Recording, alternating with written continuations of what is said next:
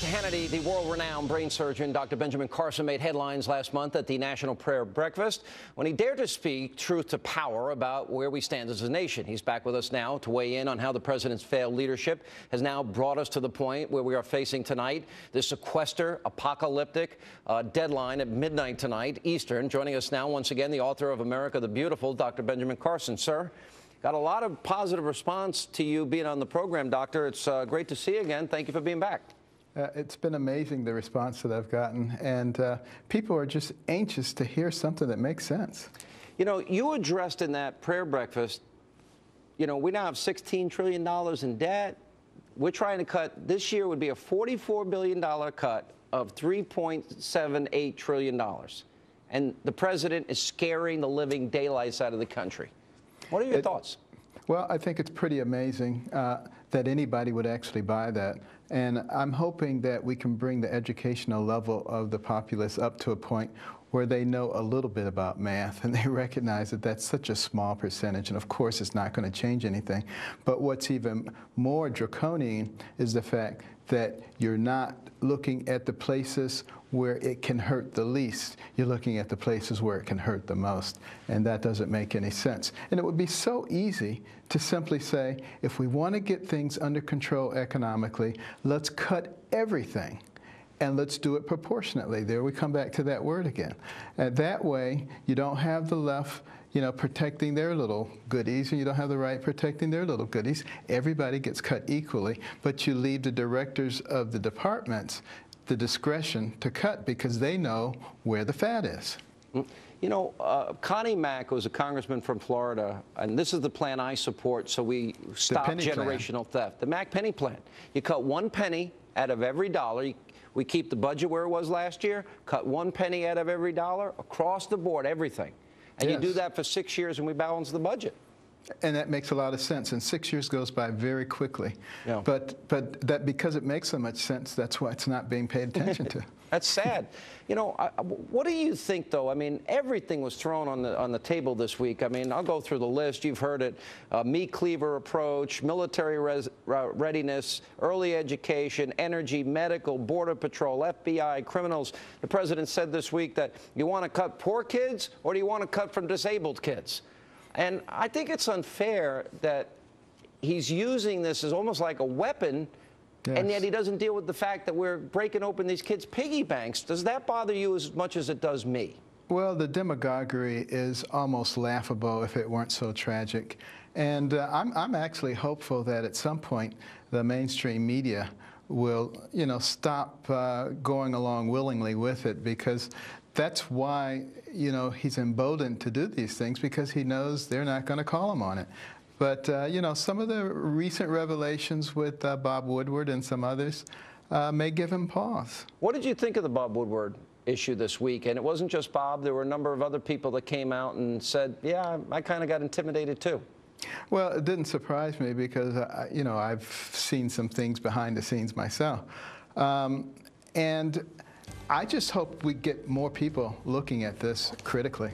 All right, I want to ask you a question about your speech, something that went on behind the scenes when we get back.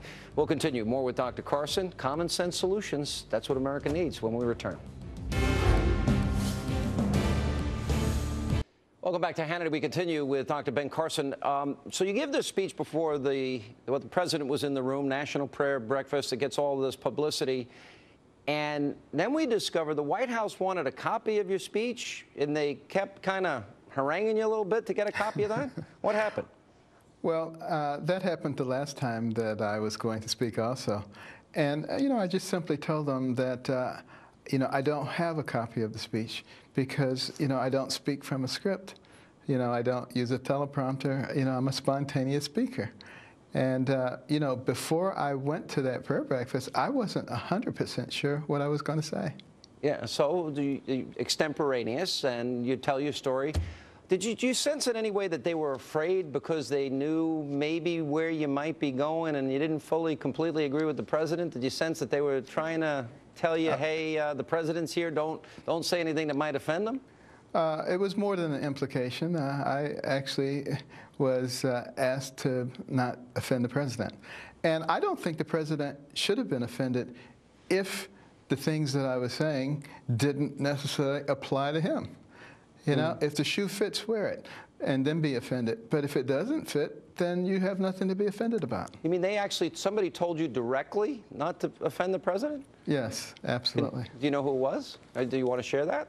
I probably would not be wise to share that for that person's sake. You know, Dr. Carson, you're just a man of common sense, and I know that your message is resonating with a lot of people. I could listen to you all night. One of the things that I try to teach my kids, I got a 14-year-old and 11-year-old, is to take responsibility for their decisions, their actions in life. You talk a lot about your mom. I want to play the president in a list of blame. He seems to always blame a lot of people for things when they go wrong, and I want to ask you about this after you see this. Okay. We were inheriting so many challenges. We knew this was going to take time because we've got this big, messy, tough democracy. One of the main reasons our economy faltered was because some on Wall Street made irresponsible bets. We've lost our ambition, our imagination.